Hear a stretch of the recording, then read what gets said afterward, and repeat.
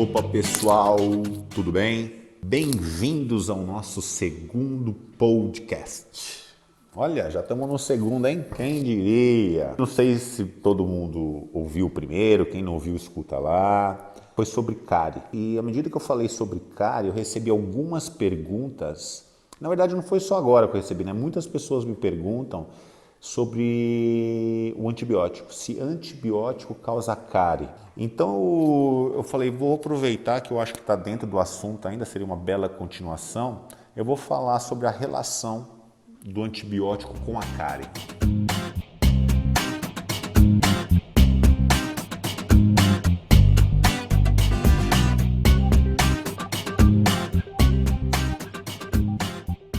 Grande parte, não é uma ou outra, muitas pessoas relacionam a presença das lesões de cárie com o consumo de antibióticos. Escuto muito assim, nossa, eu tenho muita cárie porque quando eu era mais novo minha mãe me deu muito antibiótico. Isso é comum demais. Principalmente durante a infância. Pessoas que tomaram antibiótico durante a infância é um absurdo. Mas apesar disso, eu fui buscar um artigo aqui da PCD, que é a Associação Paulista dos Cirurgiões Dentistas, que os medicamentos antibacterianos, os antibióticos, eles não estão entre os fatores que causam doença da cárie. Alguns pesquisadores, eles afirmam que essa relação é percebida pela população devido ao efeito do antibiótico sobre os micro-organismos. É como se muitas pessoas pensassem assim, pô, se eles destroem a bactéria, então eles também estão destruindo os meus dentes. Outra também possível explicação à relação é a utilização num passado recente, antigamente, até hoje existe, mas hoje está usando bem menos, né? Que o antibiótico chamava-se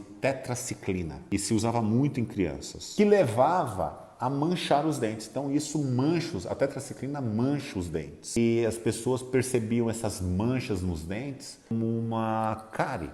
Também é uma outra explicação que os pesquisadores dão para ter essa relação. E esse antibiótico, né, a tetraciclina, quando utilizado no período em que os dentes estão sendo formados, que são os dentes de leites, que na barriga da mãe ainda, entre o quarto e o sexto mês de vida, eles estão sendo formados, se a mãe tomar esse antibiótico, ele pode induzir a formação de manchas de coloração amarelada ou marrom acinzentada, que é no esmalte do dente. Mas o que é importante a gente ressaltar? Que essas alterações só ocorrem se essa tetraciclina for utilizada num período em que os dentes estiverem em processo de formação. Quando os dentes já estão formados ou já estão na boca, não causa efeito nenhum ao dente. Só que a gente tem que levar em conta também essa relação da cárie com antibiótico. Algumas coisas a gente tem que levar em conta. Primeira coisa, os antibióticos e demais medicamentos, o xarope, que normalmente é prescrito para crianças, tem essa formação açúcar, que é para ficar para a criança mais suportável. Então eles têm um paladarzinho infantil ali. E normalmente eles são adocicados com açúcar, né, com a sacarose.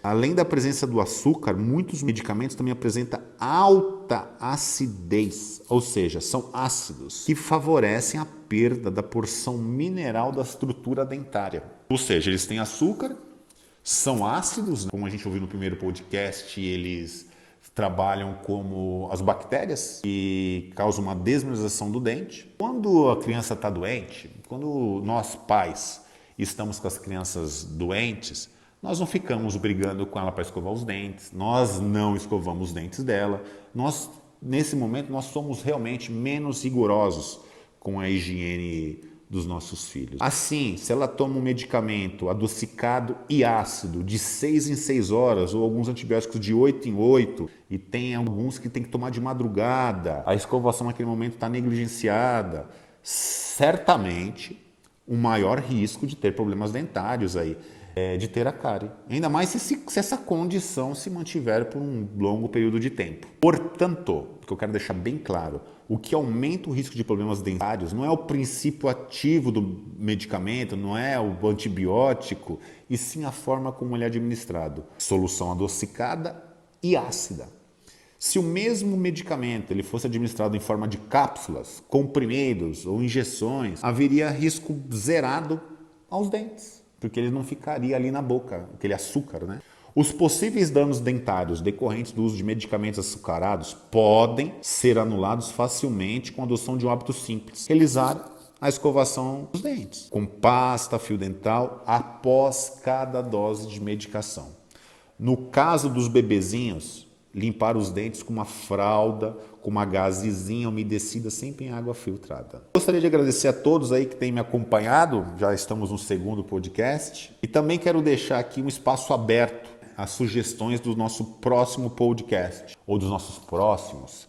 Se por um acaso você tiver alguma dúvida sobre algum tema relacionado à odontologia, ou mesmo que não for de odontologia, for sobre uma saúde geral, e eu souber, se eu não souber, eu vou procurar ir atrás e estudar um pouco para aprender também e passar aí para vocês, tá? Um beijo para vocês todos. Continuo pedindo aí para quem quiser compartilhar com os amigos, passe essa mensagem para frente, porque informação nunca é demais, tá? Um beijo para vocês e boa semana. Fiquem com Deus. Tchau.